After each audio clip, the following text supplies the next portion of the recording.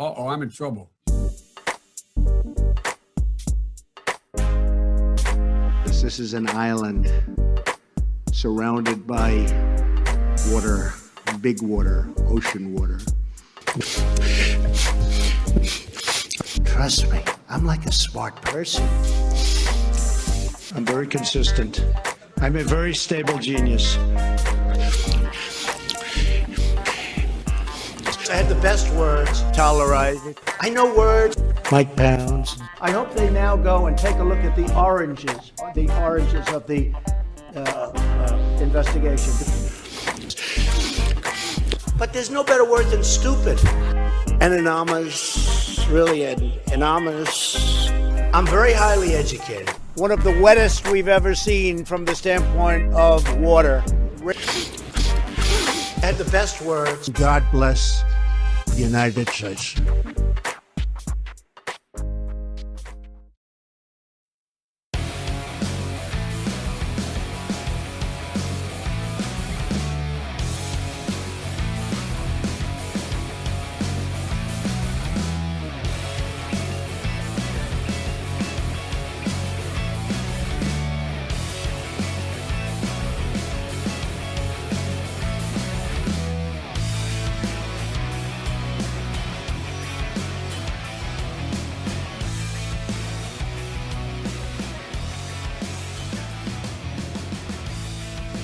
Around the nation, Waldorf Nation, welcome to the show, everybody. It is Thursday. Boy, do we have some stuff to talk about. We've got Tucker Carlson being a white supremacist, as always. We'll talk about the newest segment to get him in trouble. We have Kenosha cops, another expose on who they really are, some of the stuff that they've said. We have Mike Pence at the RNC. I'm going to break down some of his speech. And then, of course, Ivanka Trump shows us who she really is as well. So a lot of masks coming off, or at least would be if you know, they hadn't already came off long ago. Nonetheless, I want to talk about it. This is a story of how Ivanka Trump screwed over a homeless woman. Fun. All right. So anyway, before I get into the show, please like and share the stream. Very important if you do, that you help us out here. Hello, Robin. Hello, people in the chat. Let's see. A lot of good people in the chat today. Timetable on Tucker's next vacation. Soon. Possibly soon. Already another call for Tucker Carlson to get fired. Well, why would they fire somebody who does great ratings? Kenosha cops were on TV blaming protesters.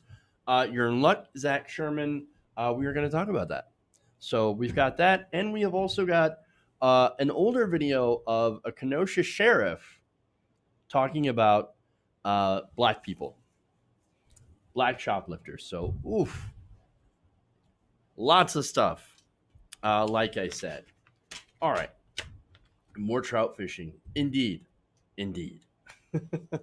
I love everybody in the chat. Afternoon, Robin. Thank you for joining us on Facebook. So I'm trying to, give shout outs to everybody listening on the various or watching on the various different platforms. Thank you so much. All right. I suppose we ought to dive in.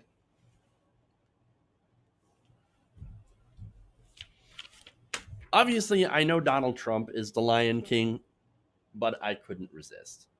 Good stuff. Love it. All right.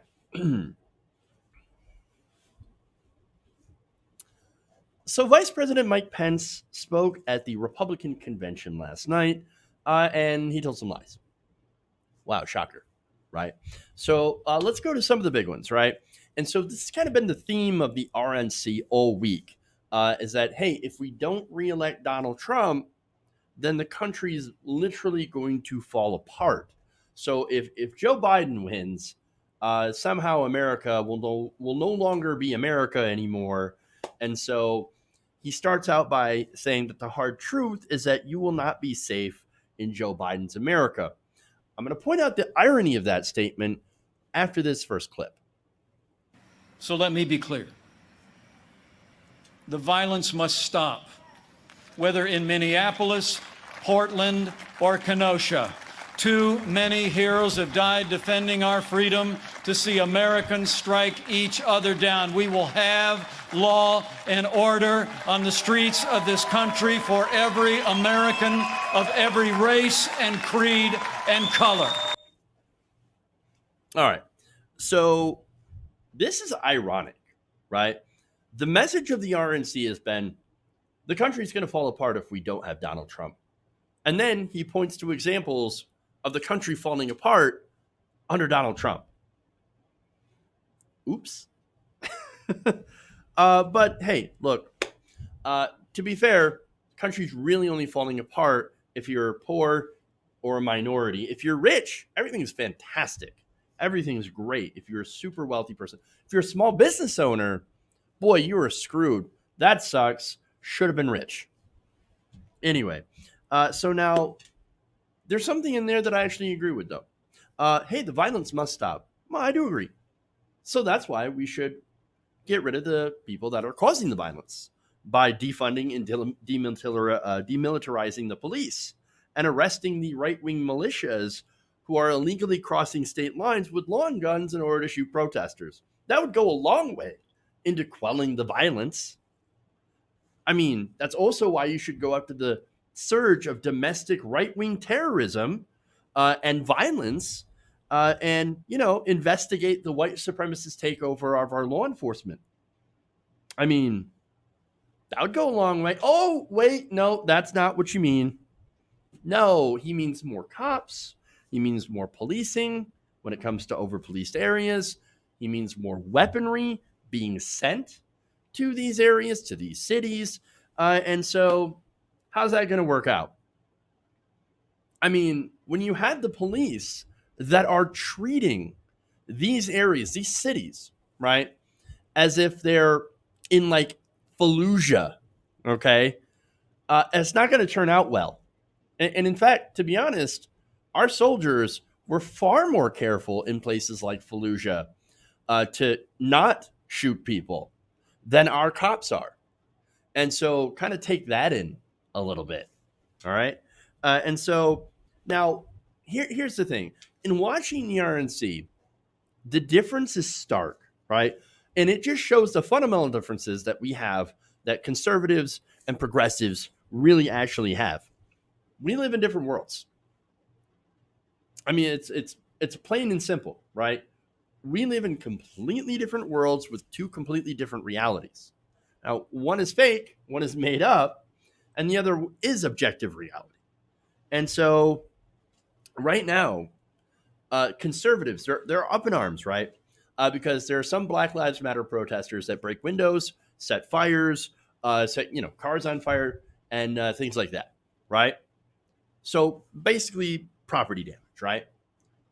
The main complaint of Black Lives Matter is that Black people are being systematically shot and killed by police officers. Kind of a big difference here, right? That's what they're like. Black Lives Matter is angry because Black lives don't seem to matter. Conservatives are angry because I cannot believe somebody broke a window at my local Starbucks. Or, Starbucks, bad example, my local Arby's.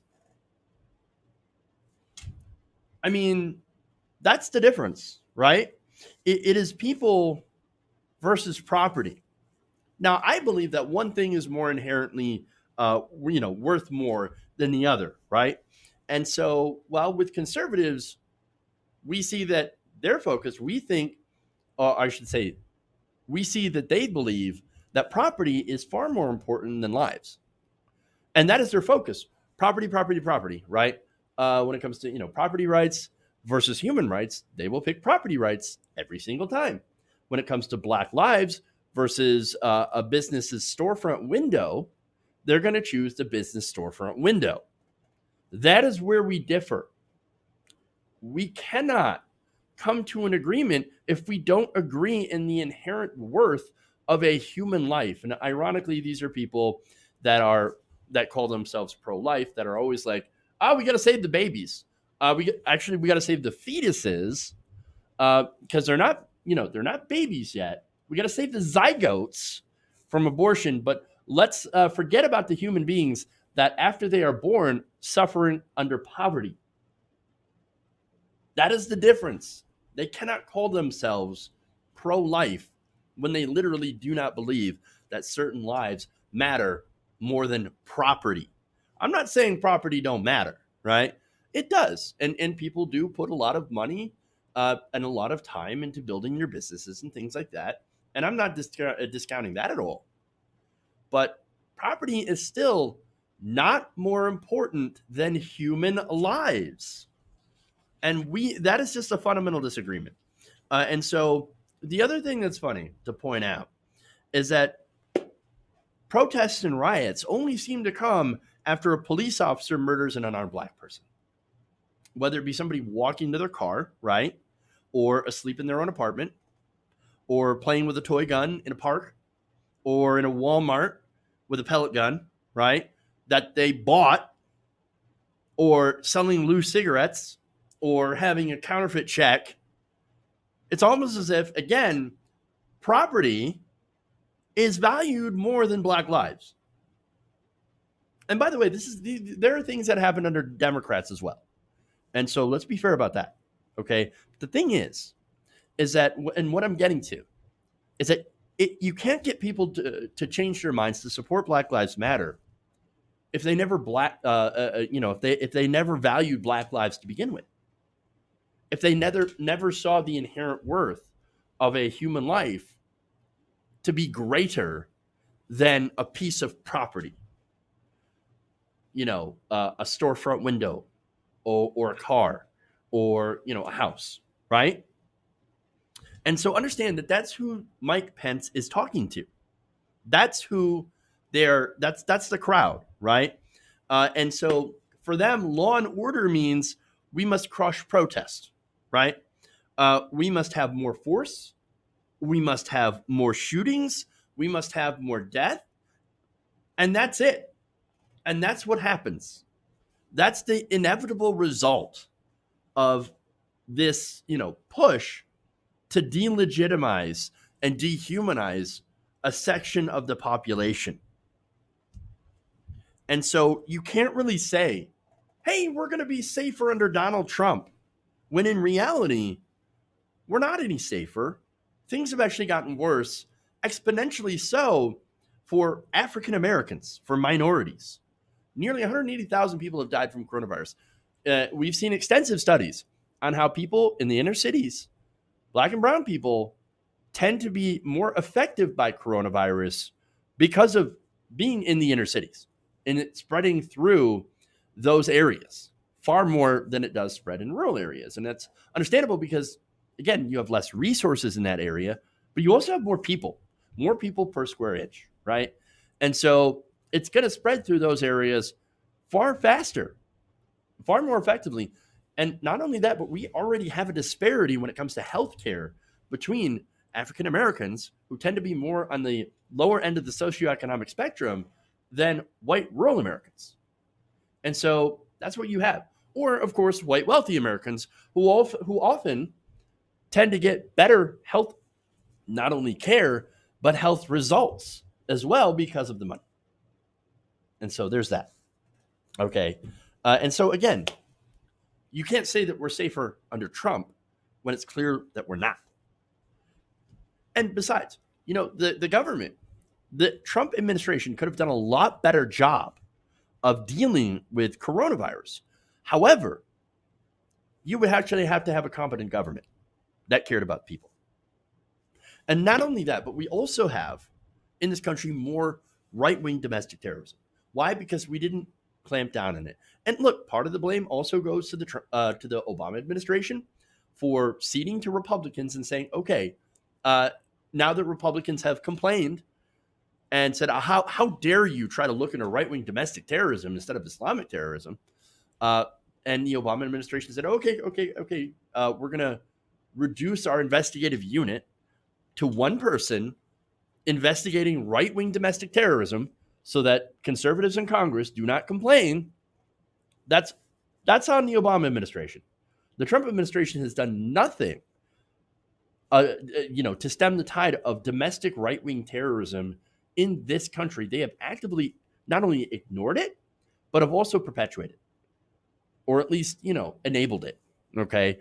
From Donald Trump going and saying that the protests by the Proud Boys, racist groups, right, in Charlottesville, where a white supremacist got into a car and plowed into a group of protesters, killing one, how they're hired, saying, people on both sides, good people on both sides.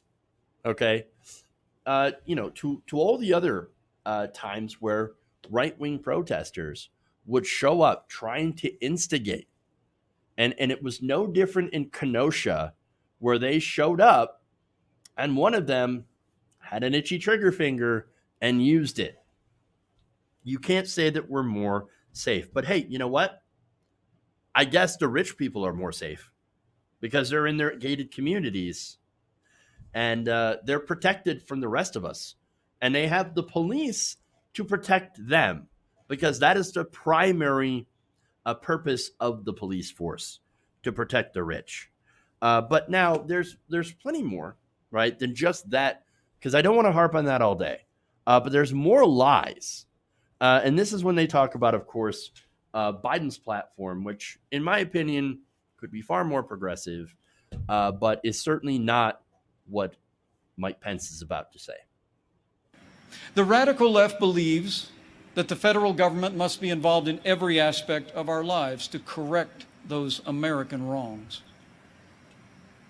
They believe the federal government needs to dictate how Americans live, how we should work, how we should raise our children, and in the process deprive our people of freedom, prosperity, and security. Their agenda is based on government control.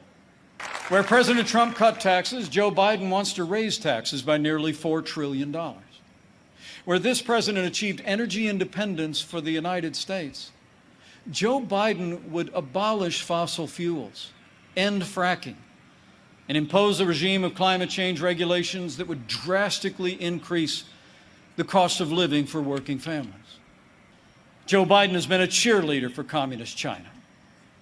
He wants to repeal all the tariffs that are leveling the playing field for American workers. Joe Biden is for open borders, sanctuary cities, free lawyers and health care for illegal immigrants. Joe Biden wants to end school choice. Joe Biden would be nothing more than a Trojan horse for the radical left. We stand at a crossroads, America. President Trump has set our nation on a path of freedom and opportunity. Joe Biden would set America on a path of socialism and decline. All right, so there's a lot there. So let's kind of go down this point by point, right? So he starts out by saying, government wants to control everything that you do. Where you work, what you do. No, that's totally not true. 100% made up. Made up. Now, the irony is that this is from a guy who wants more police, more funding for police, which, by the way, Biden also said that he would allocate more money towards police, more money to the military. The Trump administration has given billions more to the military-industrial complex, right? That's government. And also, when he was governor of Illinois, try to get more government into your bedroom. So lots of irony there, okay? Tons. So then he talks about taxes, right? They're going to raise your taxes. It's the same old lie, right? Over and over again. Oh, Biden, he's going to raise your taxes. I mean, if he's talking to a crowd of regular Americans, that's not true at all. If he's talking to a crowd of wealthy donors, then yes, that would be true.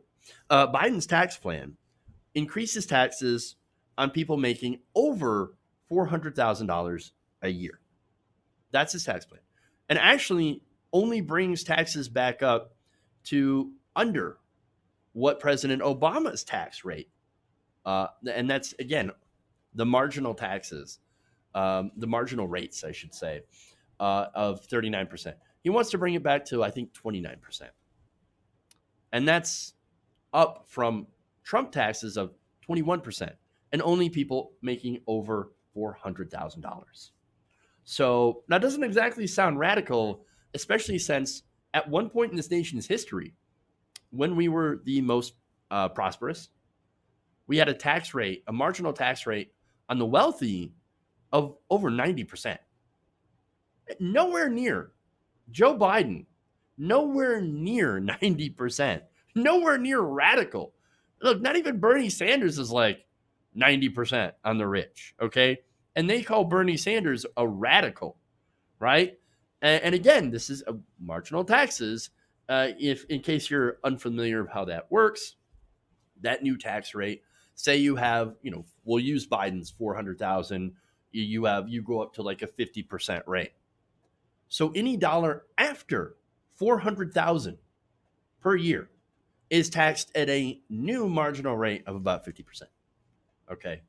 And again, I don't even know if it's going to be that high because we have, again, a marginal tax rate that is lower than Obama's tax rate. So if you think he's going to be radical on taxes, if you think that his tax plan, Biden's taxes, is going to affect you, not at all, unless you make over $400,000 a year, unless you're a wealthy Trump donor, or a wealthy Biden donor even, right?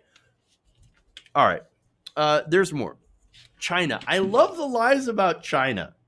Okay, so now he says, I can't believe they're going to get rid of the tariffs. Biden's going to get rid of the tariffs on China. Okay, that's great. You know why? Is because the tariffs are ineffective. The tariffs have actually made it more expensive for businesses to import goods from China. I know the whole idea behind tariffs is, well, then you can strengthen American at-home businesses. I got news for you guys. The factories are not coming back to America. Not on us. Okay? They're not going to come back. What we have here in America is a service economy. It is service-based. Okay? And it would be nice for things to come back, but that's not the reality. That's not what's going to happen. And especially understand that as automation continues, why would you want to bring back factories and fill them full of people when you could have robots do it for cheaper? I'm just saying, like, that's the economic situation, and that's what's inevitably going to happen. We're going to have factories full of robots. So understand that, right? And so this whole thing about, China and protectionism, not really. That's not going to be effective. And right now, the whole, the what's going on with the tariffs, basically what we have is increased prices for you and I, right? We're actually paying for those tariffs. China's not paying a damn thing. China's not affected by this at all. But we are. We are. Okay, so that's a problem, okay? So now Biden also has called for us to be, quote unquote, tougher on China. I don't know what that means. I don't know what that's going to look like. But he says tougher on China. All right. More, right? Open borders. We hear this all the time, right? That's never been true of any Democrat, especially Biden. Ridiculous. Absolutely ridiculous.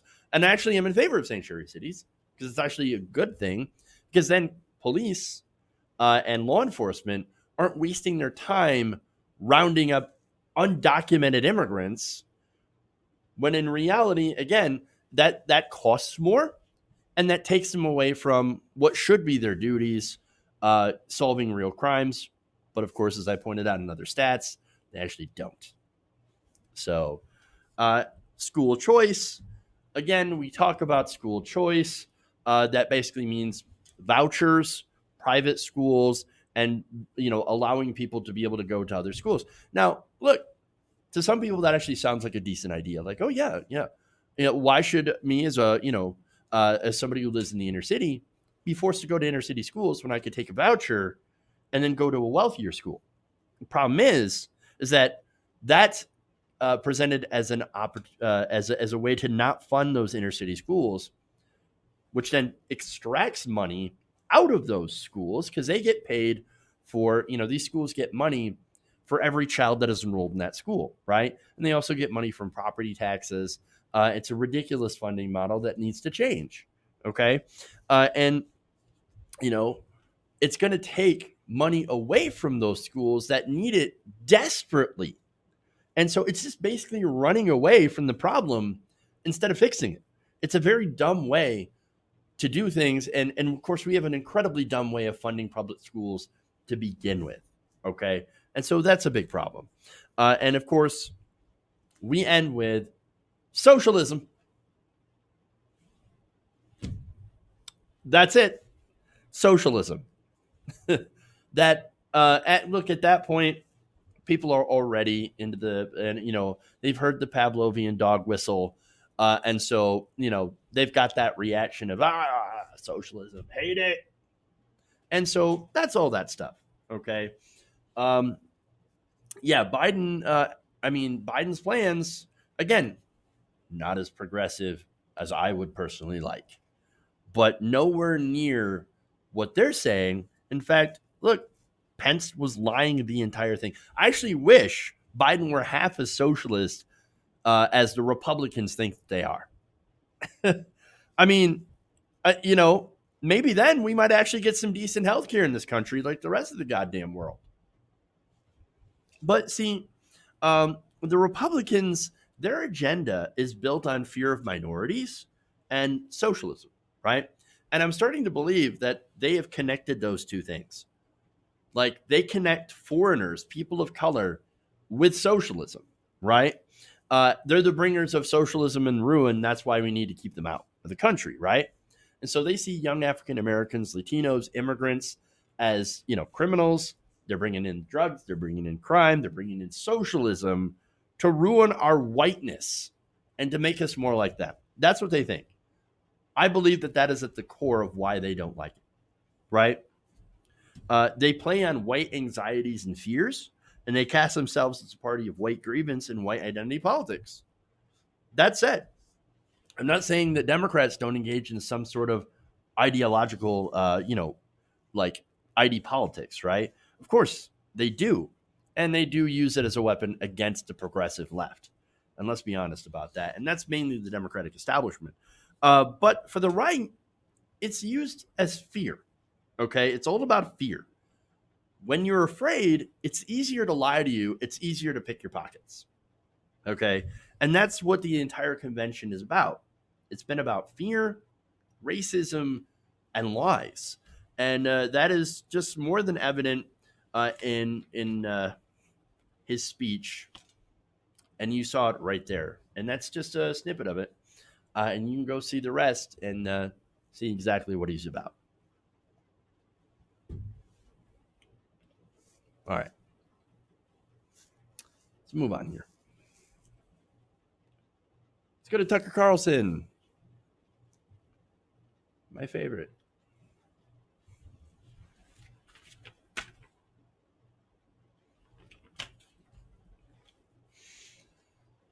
All right. Fox host Tucker Carlson is at it again. This time he's defending the murder of two Black Lives Matter protesters as well as the person who killed them. Take a look. At one point, the 17-year-old who has now been charged tried to run from the mob. He tripped and fell in the middle of the street. A man ran up and smashed him in the head with a skateboard. The 17-year-old then fired his gun. So what does that amount to? We're unsure. A court will decide whether what you just saw qualifies as self-defense. As of tonight, we really don't have more details. We do know why it all happened, though. Kenosha has devolved into anarchy because the authorities in charge of the city abandoned it. People in charge from the governor of Wisconsin on down refused to enforce the law. They stood back and they watched Kenosha burn. So are we really surprised that looting and arson accelerated to murder? How shocked are we that 17-year-olds with rifles decided they had to maintain order when no one else would? All right, so there is a lot to that. Wow. All right, so First off, no, the reason that this happened is not because the leaders stepped back to watch Kenosha burn. No, it's because the police officers shot someone in the back 7 times. That's why this is happening. That's the whole flash. That's what started the whole thing. Bad police officers doing bad things. And notice how he leaves out the context when he says, I mean, are we really surprised? Why this looting and arson accelerated to murder, basically making it sound like it's the protesters' fault that there was murder. You shouldn't have been doing the arson or looting. Shouldn't have done that, right? So no, here's what happened. Okay, Kyle Rittenhouse, 17-year-old who illegally possessed a firearm, illegally brought it over state lines into Wisconsin, and then shot 3 people. He killed 2 of them. Another one lost their arm. That's what happened. Okay. That's when, and again, Tucker Carlson, he talks about the mob chasing him as if, of course, he is the victim here, right? You know, they started chasing him after he shot someone. Okay. Did you hear Tucker Carlson say that at all? Nope. No context. And by the way, somebody threw, and we've seen this, go on around the internet, right? Around the right wing. Oh, I can't. They threw a Molotov cocktail at him. No, they didn't. It was a plastic bag. It was a plastic bag with what looked like an empty soda bottle in it. The picture itself is incredibly blurry, and so it's very difficult to see what was actually in the bag. But it was not a Molotov cocktail. Okay, so somebody threw a baggie at this kid. He responded with gunfire, killing someone, and then was chased down. And actually, the person that had the skateboard, by the way, that was Anthony Huber, 26-year-old, right, who tried to disarm him with a skateboard. Rittenhouse then shot and killed Huber, ran away, ran past the cops, and then fled the state. I showed you yesterday the video of where Rittenhouse came up to the cops, had his arms up, and the cops just let him go, drove right past him, and then, well, he's like, okay, well, I guess I'm just gonna leave, and that's what he did. He went back to Illinois. He went back home, got a night's sleep, and then was arrested the next day. Anthony Huber, however, the guy who tried to disarm him, died. He's dead. So understand what happened, right? So now in that segment, did you see Tucker Carlson or anywhere in the segment? Did he talk about how Rittenhouse broke the law? Numerous times. Again, he was around there parading around with an illegally obtained firearm. He was not supposed to have it. Wisconsin law says that anybody under the age of 18 cannot legally possess an open carry a firearm. You're not able to do that in Wisconsin. He's breaking the law. No, what's happened is that he has been turned into a right-wing hero. Just as I said he would be, by the way. Rittenhouse was not maintaining order when he shot someone in cold blood, right? He wasn't maintaining order when he fled the scene of what is a double homicide. The only thing he was upholding was vigilantism and white supremacy. That is exactly, understand, that's what Tucker Carlson is praising right now. He is praising white supremacy. He is giving a signal to all the right-wing militias, go ahead, do whatever you want. It's fine. I will defend you no matter what. And I will use my platform, the largest cable television show.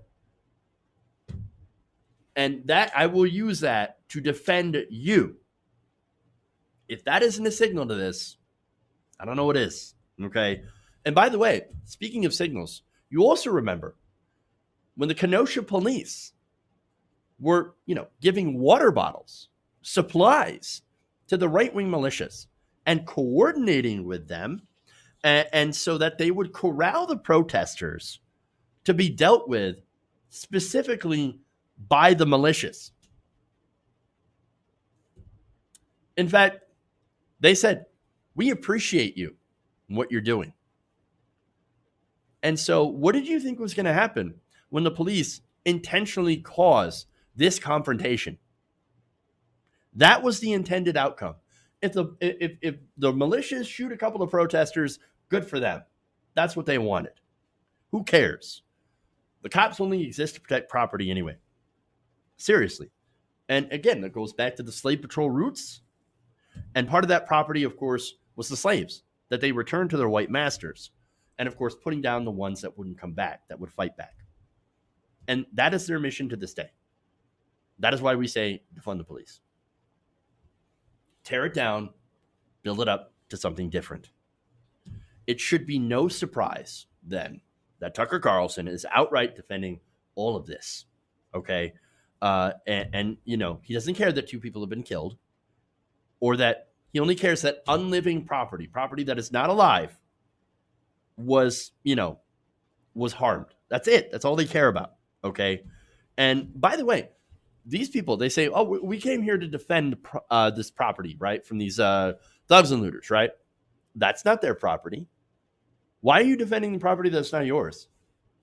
Going out of state line. And why are you breaking laws to do it? Why?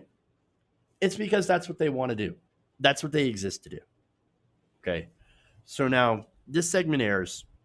And before I go to that, actually, look, I've told you before, Kyle Rittenhouse was only there, and the militias were only there for one reason, right? And that's to shoot brown people and black people, okay? That's it. That is the only reason that you bring a gun to a protest.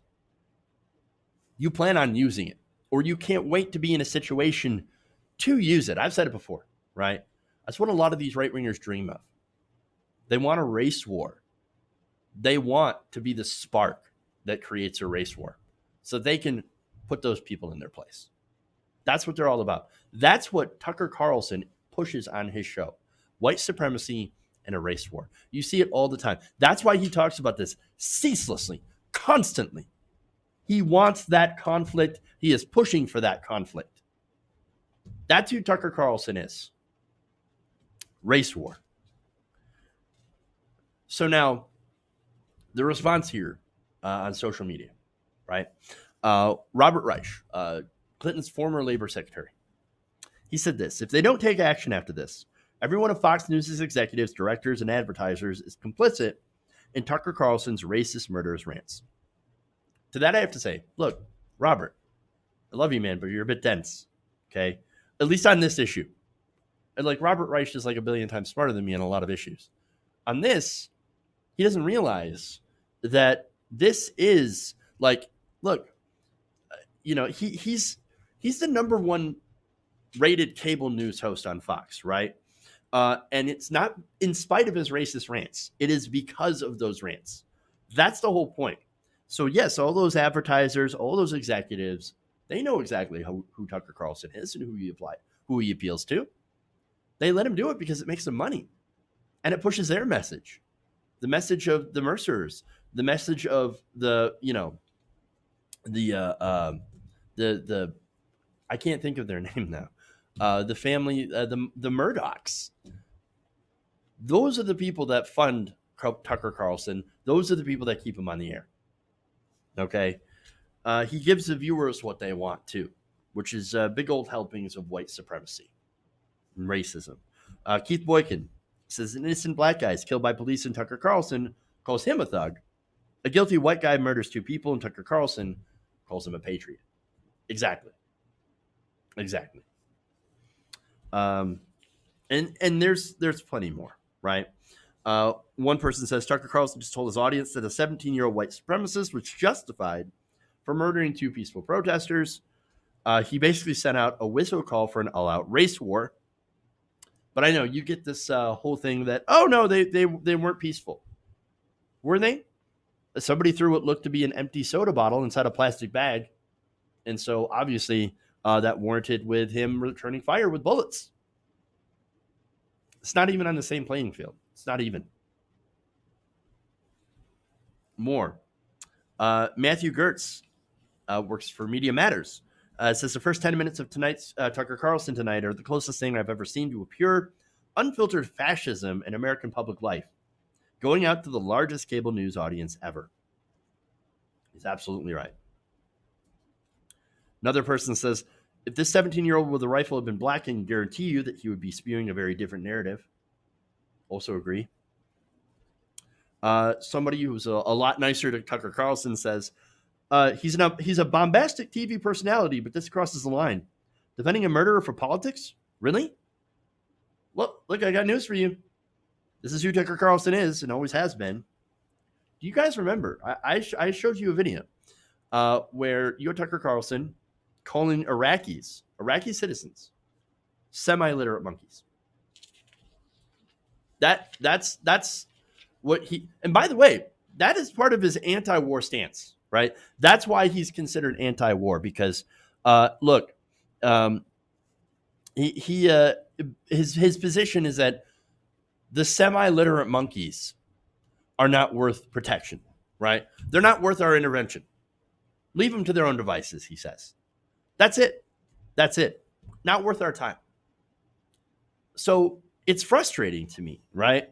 This is why, and this is what gets me up in arms when I see lefties defend Tucker Carlson in a certain way, or say, "Oh, look, we don't agree with Tucker Carlson on a lot of things, but he's an ally for the anti-war movement, and we can work with some of these guys, on things that we agree on." But this is who Tucker Carlson is. This is who this guy is. If you want to work with that, you might want to examine if you're really on the left or not. And I'm sorry, but I cannot agree with working with people like this that are flat out white supremacist and racist. Can't do it.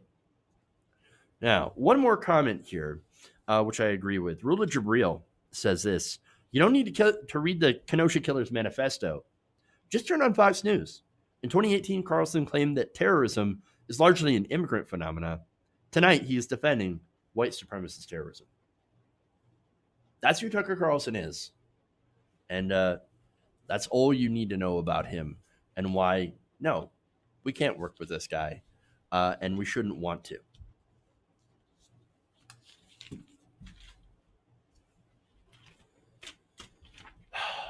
All right.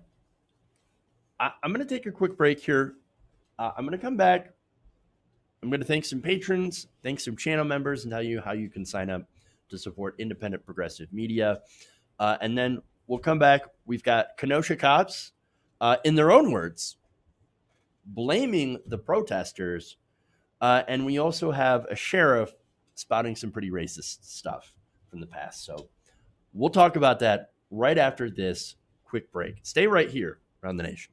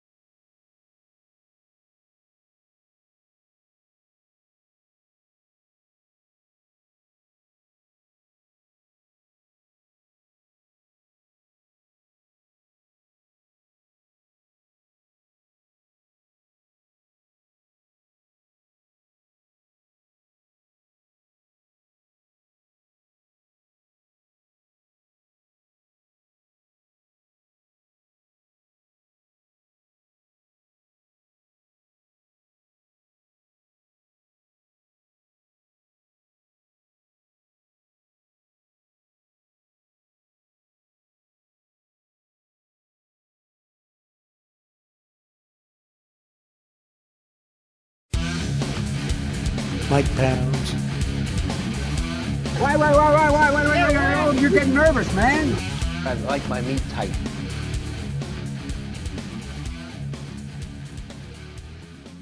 Everybody, welcome back to the show, Around the Nation right here, Waldorf Nation. So let me give a shout out to some patrons here. It's patreon.com/Jeff Waldorf. Justin Patton and Howard Chen. Thank you. Those patrons of the day. And then I want to thank channel member Robert Gonzalez. So if you want to sign up to become a channel member, you can hit the join button below. And also, like I said, visit our Patreon link. It is in the description of this live stream. So let's move on to Kenosha cops.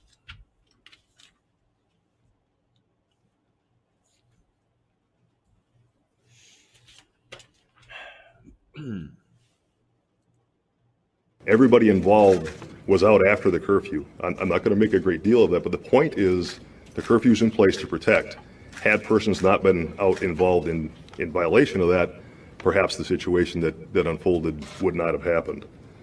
So the last night, a 17-year-old individual from Antioch, Illinois, was involved in the use of firearms to resolve whatever conflict was in place. The result of it was two people. All right, so that was Kenosha County Police Chief Daniel Miskinis basically blaming protesters for the shooting death of two Black Lives Matter protesters by a 17-year-old white militiaman named Kyle Rittenhouse. So now Rittenhouse was arrested back in Illinois. So now he shot these two people and then fled the state, became a fugitive after going back home. You see, he wasn't actually there to protect businesses. He was there to, basically to shoot Black people. And that's kind of what happened. Or at least to shoot Black Lives Matter protesters. So now, as I said, Rittenhouse was arrested in Illinois, charged with the murder of Anthony Huber, who, by the way, had disarmed him or attempted to disarm him with a skateboard after he shot at somebody else for throwing a plastic bag. And now the other victims have not been publicly identified as far as I know.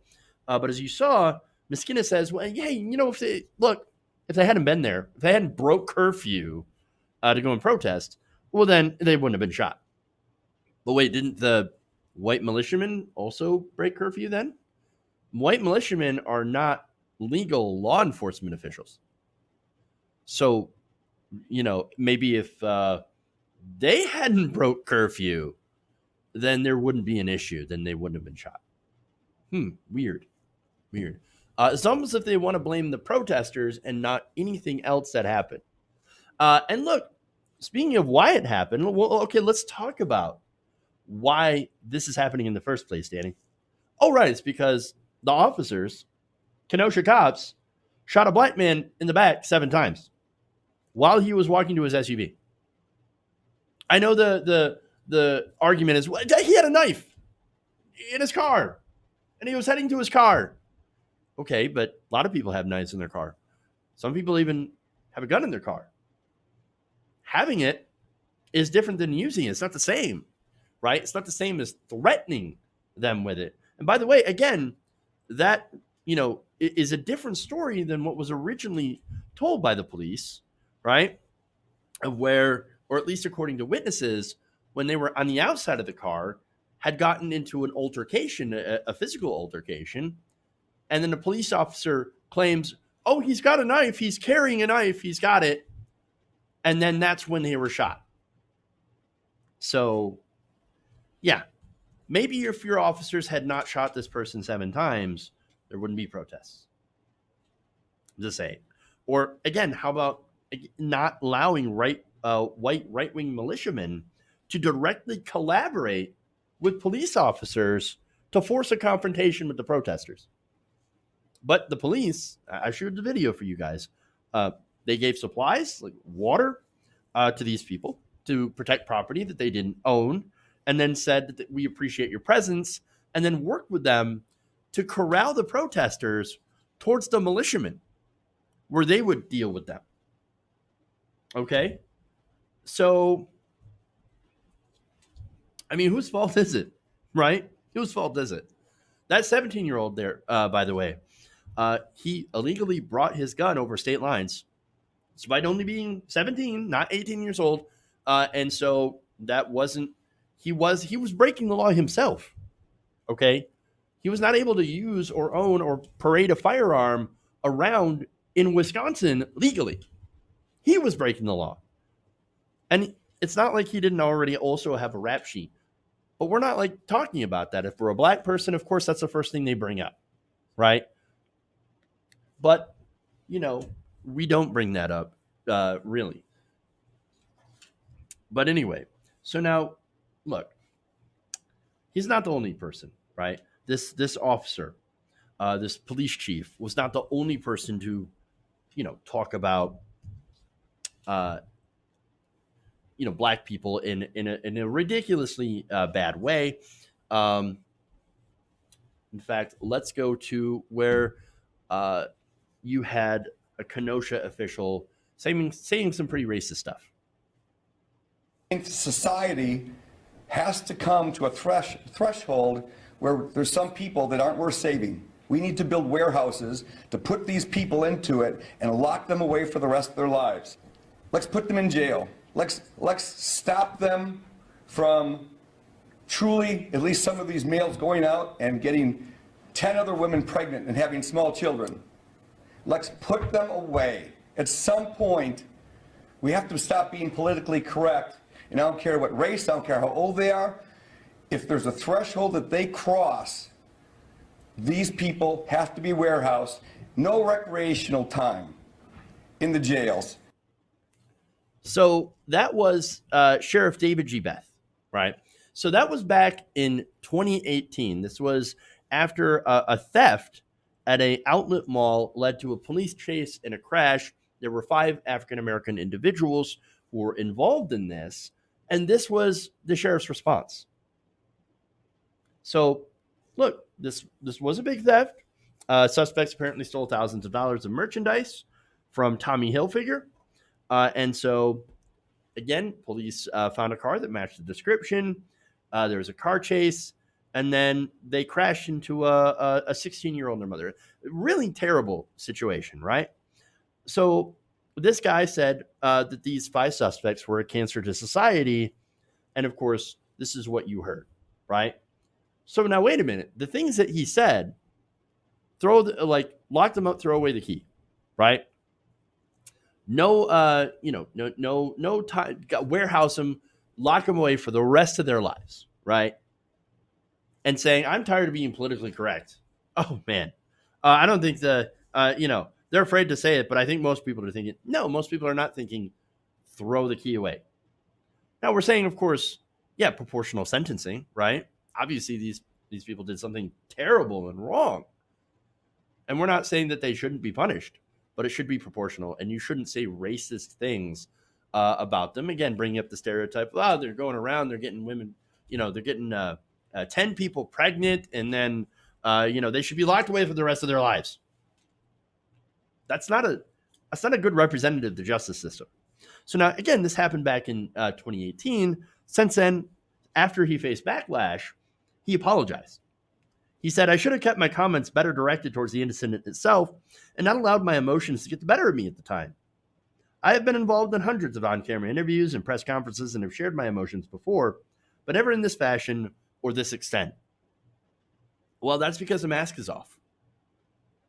We see who you really are. Again, yes, this is a situation that is absolutely tragic. And that doesn't turn people into racists. Having your emotions, on air and feeling those emotions, it's a normal thing. It doesn't turn you into a racist. It just lets the mask slip for just a little bit. And so, yeah, this dude seems pretty racist. But understand, this is what the Kenosha police are. They don't protect and serve the community. What they're doing is they're serving white supremacy. They don't even actually follow the laws. Rittenhouse was literally allowed to become a fugitive after murdering 2 people. He shot 2 people. Dead. What happened to the law? Do you believe in the law? I thought you're supposed to enforce the law. What happened to justice? Well, it doesn't happen in Kenosha, at least not for minorities, right? And understand that that's the reason Kenosha is on fire. The cops, in shooting a man in the back 7 times, is why the city's on fire. Okay, people like David Beth and Rustin Shesky, who was the officer that identified as doing the shooting, they brought the protests, right? Because they killed a man who didn't deserve a summary execution. Look, even if you're a criminal, right? Even if you've done something wrong, that doesn't mean that the cops should have the ability to shoot you in the back 7 times. And that's what happened. That's what happened. They're not protecting the community. If this hadn't happened, if that incident hadn't happened, there wouldn't be protests and there wouldn't have been these other shootings. And that's it. So whose fault is it, Miss Guinness? Whose fault is it for all of this happening? Certainly not the protesters. No, it was your own cops and their inability to not shoot black people.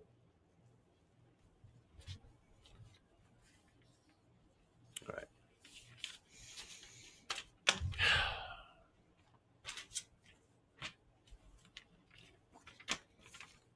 All right, so let's switch gears and do a story about how Ivanka is terrible.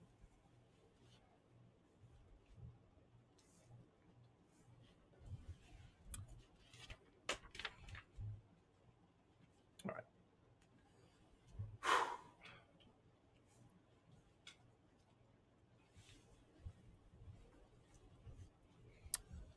A homeless woman in D.C. is upset after she realizes that Ivanka Trump might have actually used her for a photo op. So now, in the Washington Post column, Teresa Vargas spoke to a woman named Keisha Davis. Now, Keisha Davis was somebody who was, basically had an interaction that was fairly positive with Ivanka Trump. So now, originally, Ivanka came out to help distribute food as part of the Agriculture Department's Farmers to Families food box program. So, okay, hey, she comes out, meets Keisha Davis and her mother, who are, again, are homeless. And she says, my mother and I, we've been homeless. We've been sleeping out of a vehicle. But says, then I'm a community advocate. And so, yes, it has been depressing and debilitating, but I'm so grateful and thankful for Ivanka coming here and everyone today to partner with DC Dream Center. And so, okay, look, this is supposed to be a good event, supposed to be bringing awareness to homelessness in America and to be able to help people, especially as right now we're in the middle of a coronavirus-induced recession, okay? A lot of people are homeless. A lot of people are going to lose their homes. A lot of people are going hungry as a result of businesses closing and jobs not coming back, not nearly fast enough at a rate that we need to get people back to work, again, because of coronavirus. Maybe if, we actually had more relief for regular people and less relief for Wall Street and big corporations, but Congress not exactly interested in doing that. Neither is the White House. And so, there's a lot of pain going around. But don't worry, Ivanka's on the scene. She's going to come out. She's going to hand out food, right? So now, what's interesting about Keisha Davis is that she is actually a decent person. She's a good person. She may be homeless herself, but she came out to help.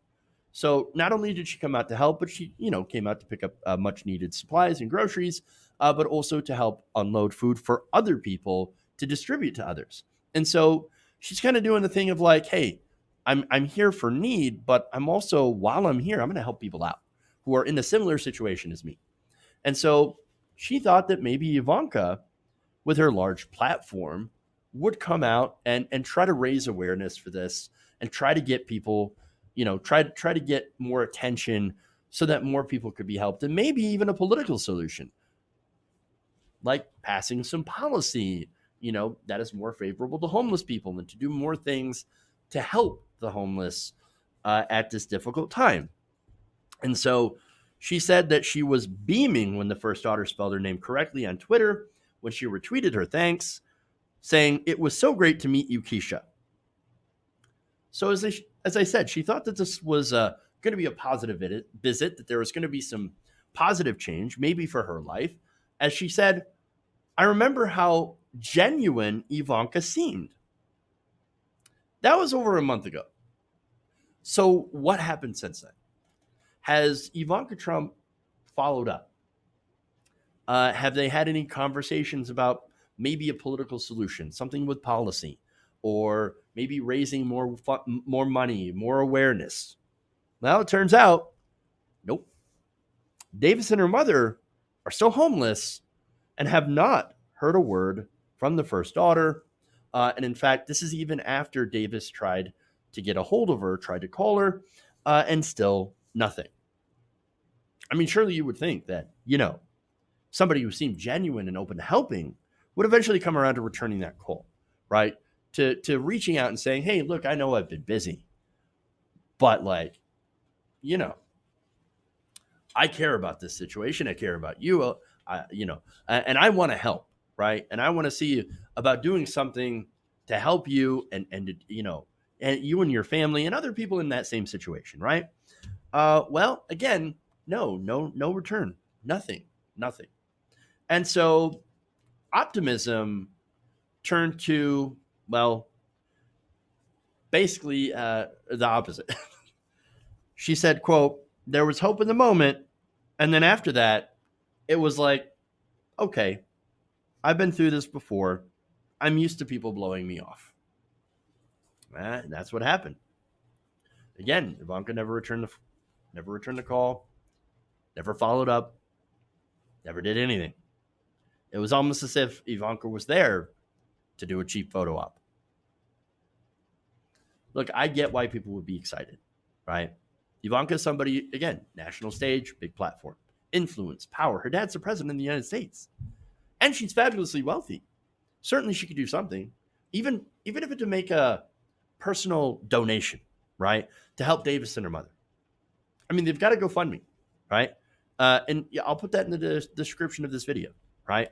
And you can find it. You can donate. So far, they've raised over $20,000. Since this story got published, before it was published, they had raised enough to rent a car that they hoped that they could live in until they had enough money to get a home. Now, of course, fortunately, thanks to the Washington Post following up on this story, they were actually able to raise enough money to get themselves somewhere nice to stay. And so, now that said, she feels slighted by Ivanka Trump, obviously so. She said, I don't want to cry, but I get so irritated emotionally. I'm just drained because I worry about my mom more than anything. If it were just me, I would be okay, but I just get so mad because how did this happen? How did this even happen? What more can I be doing? Not relying on Ivanka Trump is one thing, or any of the Trumps to be able to do anything about this, because that's not what they care about. They don't care about you. They don't care about regular people. What they care about is being able to use anyone they can, like father, like daughter, right, to be able to get a positive photo op and then to move on to the next one. Because that's exactly what happens. Again, they're just like, they are the Trumps, and that's what they do. They don't care about other people. And again, if you do a photo op to make it look like you're doing something and you get the positive PR, great for them. But then don't be surprised when there's no follow-up. At least until they're shamed into doing something, which I hope will happen. That's, of course, assuming that Ivanka can feel any sort of shame or respond to any kind of public pressure. Now that there's been a story in the Washington Post, let's see what happens. Let's see if there is a follow-up. Let's see if there's something. Because if we can shame people, Ivanka Trump or any of the Trumps into going and helping some of the homeless, well, that'd be at least a little bit of a win. All right.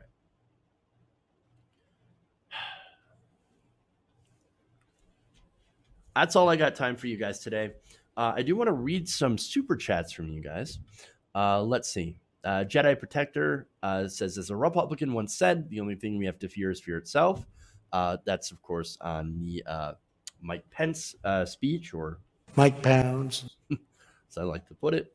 Mr. Perfect is Perfect says, isn't it kind of weird that they bring up that Blake was a felon, but aren't willing to bring up this guy as a white supremacist that had a rap sheet? That's a good point. Matho Nelson asks, at this point, isn't it wise to just go ahead and prepare for war? It only takes one side to start one, and clearly this is what the right wing wants. I'd rather not give the right wing what they want. They do want that race war more than anything, but the American people don't. The vast majority of people don't want this. This is a very small, very tiny sliver of the American public that wants this. The rest of America is actually far more united than anything else. And so, no, I wouldn't give them what they want. I would definitely not give them what they want or even think about it.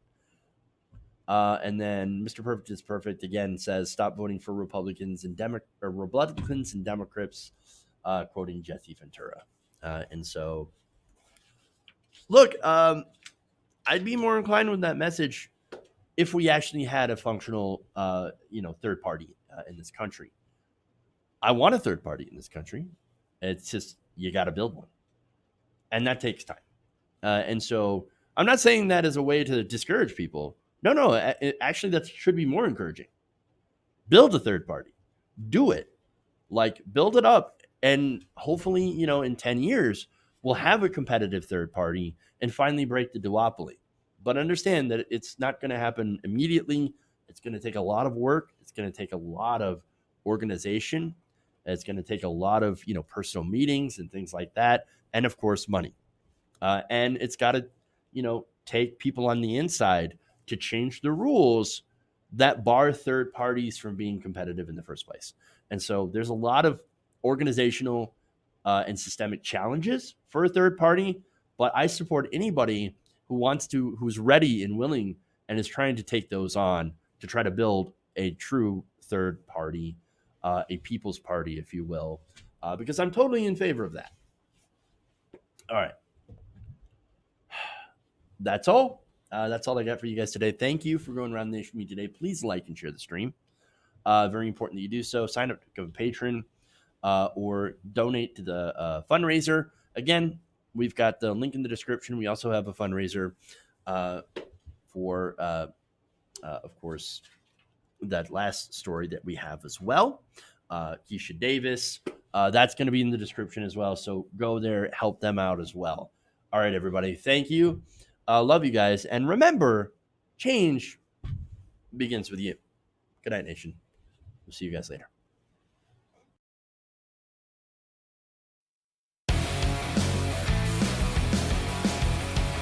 I like my meat tight. Mike Pounds.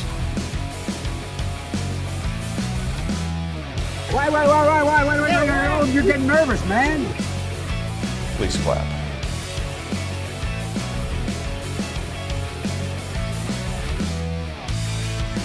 Tolerate.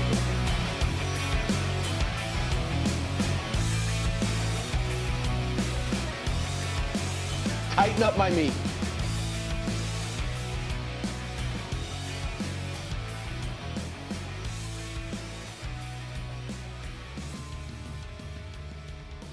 You're kicking me out the door.